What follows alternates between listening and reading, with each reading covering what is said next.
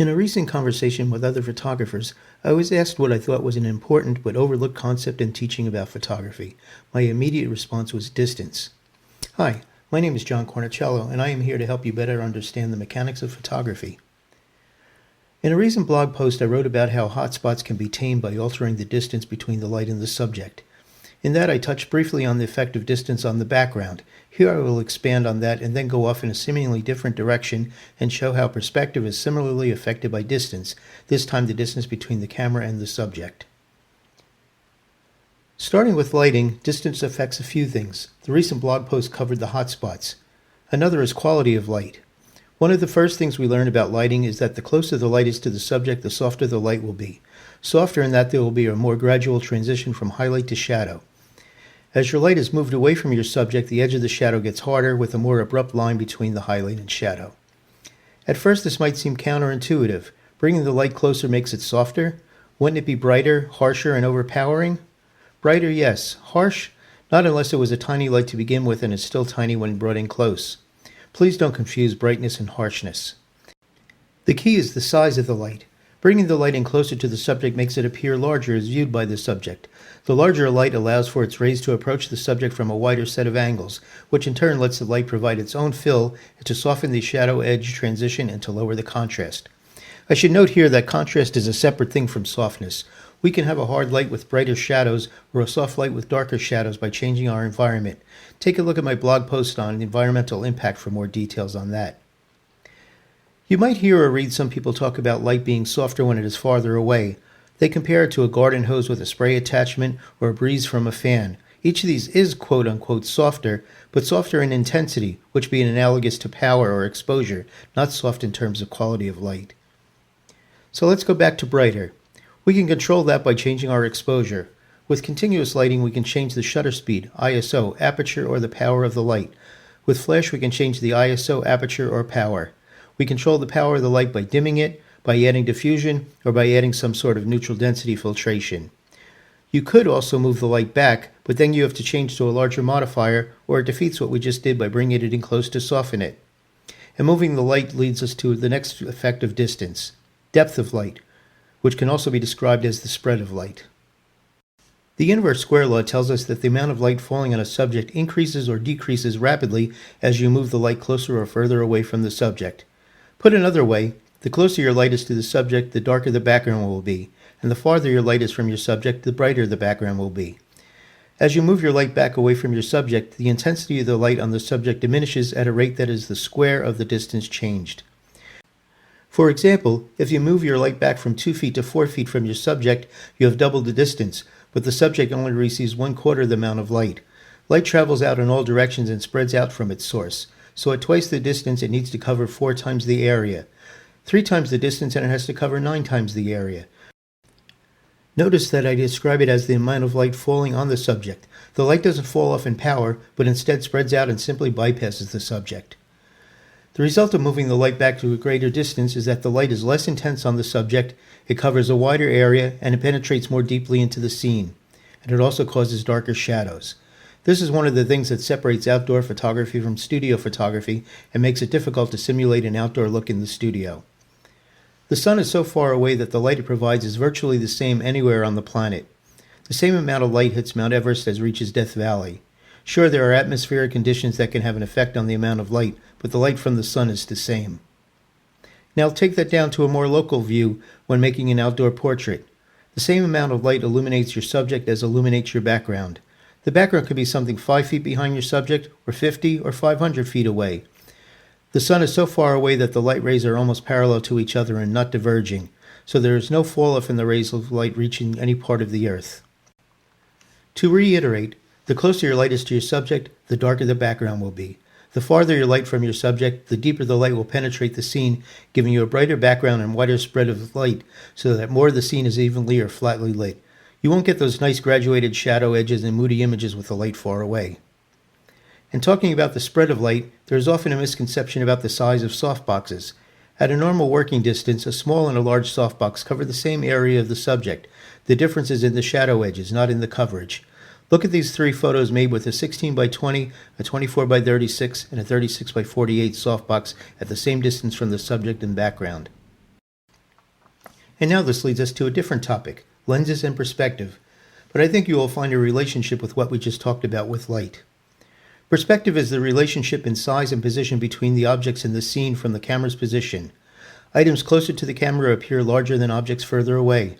The basic thing to know here is that all lenses show the same perspective from the same camera to subject distance.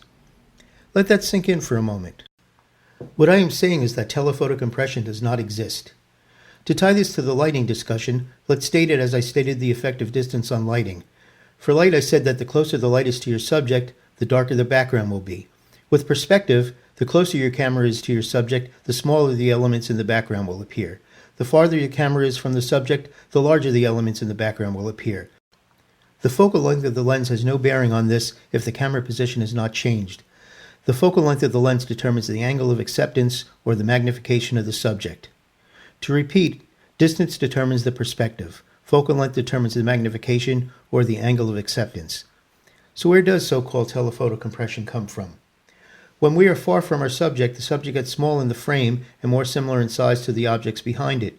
To compensate for our subject being smaller, we use a longer lens to magnify the subject. Then we look at the photograph and see that the scene is compressed, and we blame it on the lens. The opposite happens too. If we are very close to our subject, we might not be able to fit in the subject into the frame, so we select a shorter focal length lens to make it fit. And when we look at those photos, we see the distance between the objects in the scene is stretched out, and again we blame it on the lens. Please stop blaming the lens. What I have done here is to take 3 photographs of these baseballs.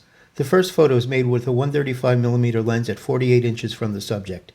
For the second photo, I switched to a 24mm lens but kept the camera at the same distance. For the last photo, I kept the 24mm lens but moved the camera in to about 12 inches from the baseballs. Next, I cropped the first 2 images the same, and you can see that the perspective is the same with both lenses at the same distance. The third image shows how the relationship between the baseballs changes when the camera is moved in closer. By moving in closer, I was forced to use a wider angle lens to fit the baseballs into the frame, but that isn't what changed the perspective. That came from moving the camera.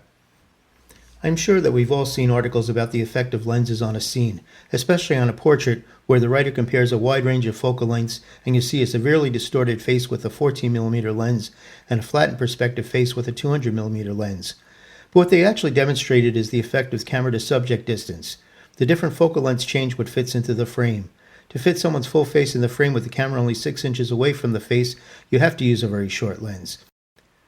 And from being so close, you see the large nose in comparison to the eyes. Because of the larger area covered by the lens, the nose in the middle of the frame is relatively much closer to the camera and appears larger than the eyes. The real test of the effect of focal length has to be done with the camera and subject at the same distance with each different focal length lens as we did with the baseballs above. There you see that the perspective is the same, but the magnification changes. You fit more into the scene with a shorter lens. So, what about making a photo of a group of people where the unfortunate folks on each side of the group get stretched out? This again is a problem of distance. The photography is simply too close to the group, and from that distance, the camera is seeing both the sides and the front of the people at the edges, making them look stretched out. The only solution is to move back farther away from the group. After you move back, you might want to change to a longer lens to fill the frame more efficiently. But the longer lens wasn't the cure. The act of physically moving back was the cure to the problem. You could keep the shorter lens and just not fill the frame and then crop in more in post-processing. An interesting note about the stretching at the sides is that it only happens with 3-dimensional subjects. A flat subject does not stretch. Take a look at this photo of a pair of tennis balls made with a wide-angle lens with one ball in the center and the other ball in the corner of the frame. You can easily see that the one in the corner is not rendered as a round object. However, if I replace the tennis ball with a photograph of a tennis ball and put the photograph in the corner, it maintains the round shape. Another way to think about using lenses of different focal lengths is that you are cropping in camera instead of in post. Find the camera to subject distance that provides the perspective you want, and then pick the focal length lens that fills the frame the way you want. Don't let the lens dictate where you will stand. As Ansel Adams said, a good picture is knowing where to stand. So now let's take it in another direction. Focusing and depth of field. I think you'll see the connection here too. The closer you are to your subject, the less depth of field you have. By moving in closer, you are increasing the magnification of the subject, and magnification, along with f-stop, is one of the basic controls you have over depth of field.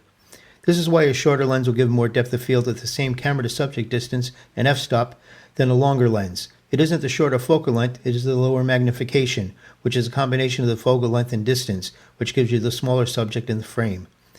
If you move in closer with the shorter lens to make the subject fill the frame, you'll get the same depth of field as you have with any other long lens filling the frame with the same subject. To extend depth of field, you have two options.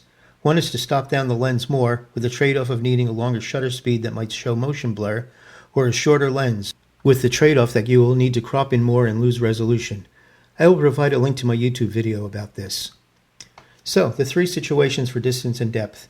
One is lighting. The closer your light is to your subject, the darker the background will appear. Second is perspective. The closer your camera is to your subject, the smaller the background elements will appear.